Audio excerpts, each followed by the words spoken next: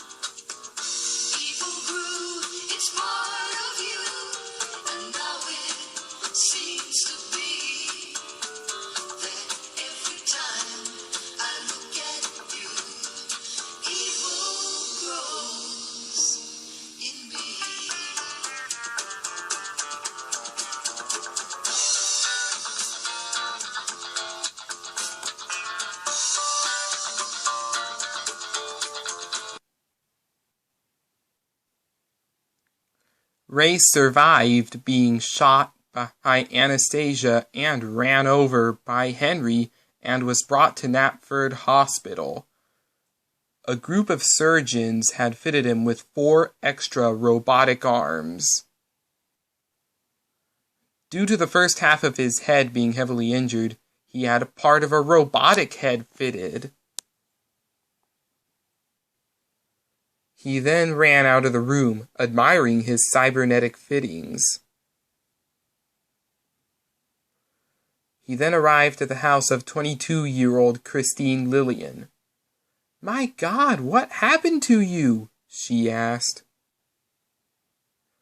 "That Henry ran me down, and that Anastasia shot me. I received those cybernetics from some kind surgeons. Would you like to help me get revenge on that doofus?" asked Ray. Then Christine walked over behind him, after she said yes. "Henry, we're coming for you," said Ray as he used his cybernetics lightning at the window out of anger. Meanwhile, a red 1958 Plymouth Fury stopped at the side of the road. Penny, who still had her teddy bear and moved to Vickerstown, hopped out of the car. "I'd like to help Henry and Fred," she said. Then she took off. Why do people keep coming back for Hardee's fried chicken? Tastes real good. Tastes great. Very fresh. And how about those biscuits? Biscuits. Are you ready? Hold it! Pardon me?